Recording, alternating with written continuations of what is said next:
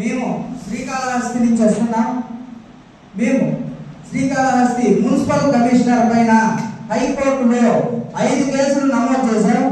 ఆ కక్ష పెట్టుకొని మాపై ఒత్తిడి తెస్తూ కంటెంప్ట్ ఆఫ్ ద కోర్ట్ కూడా ఫైల్ అయింది అతని మీద. అతను ఆ కేసు విత్డ్రా తీసుకోమని 40 మందిని రౌడీని తీసుకొచ్చి మమ్మల్ని భయభ్రాంతులకు గురి చేస్తున్నాడు. ఇటీవల కాలంలో మేము రాజేంద్ర ప్రసాద్ అనే వ్యక్తి ఇల్లు కొట్టేస్తే మేము ప్రశ్నించామనే కారణంతో మా పైన దౌర్జన్యంగా ఒక స్త్రీల మీద కూడా ఆడవాళ్ళ మీద కూడా కేసులు పెట్టుకుంటూ అసలు ఏం జరుగుతుందో అర్థం కాని పరిస్థితిలో శ్రీకాళహస్తిలో మేము నివసిస్తున్నాం. శ్రీకాళహస్తిలో అసలు ఏం జరుగుతుంది? మేము ఎమ్మెల్యే గారి దగ్గర కంప్లైంట్ పెడితే ఎమ్మెల్యే గారు సానుకూలంగా స్పందించి నేను యాక్షన్ తీసుకుంటానంటే మళ్ళీ మా మీద 2 కేసులు కడతారు.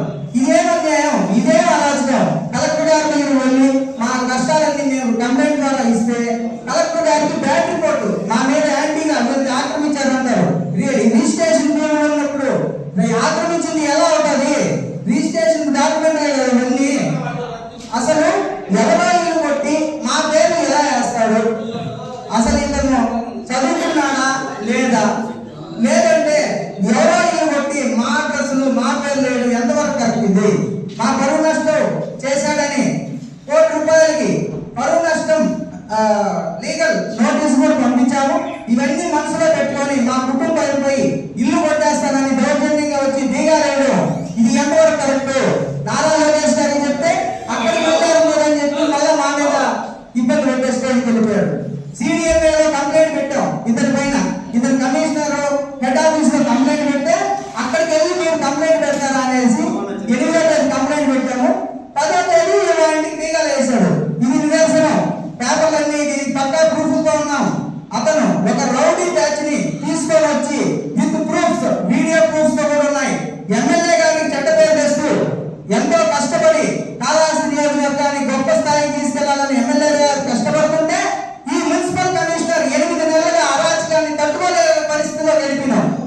ఎంతవరకు ఇది న్యాయం?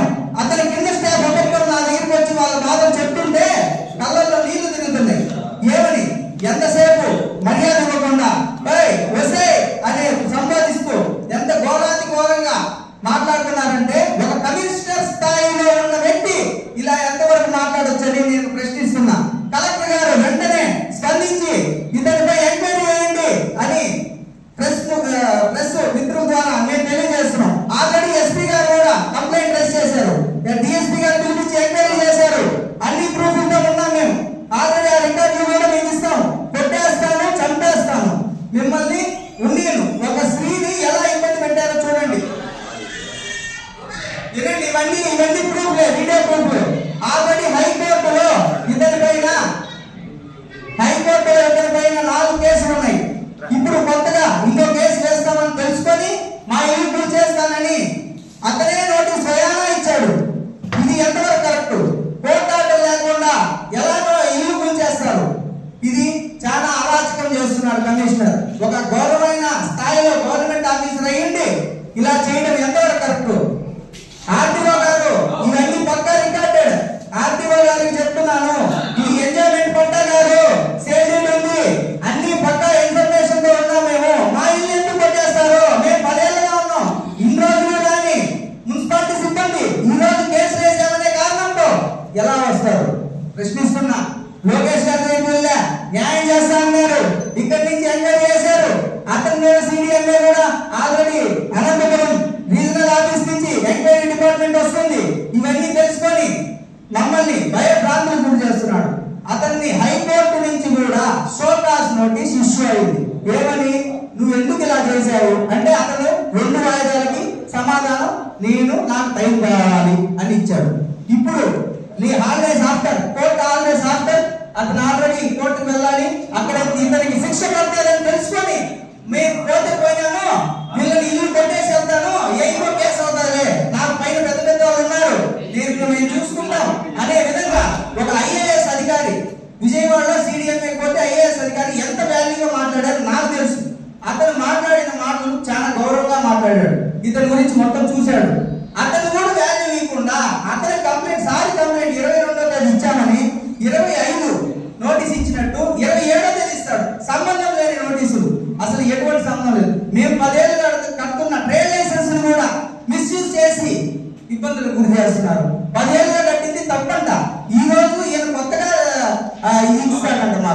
ఎంతవరకు కరెక్ట్?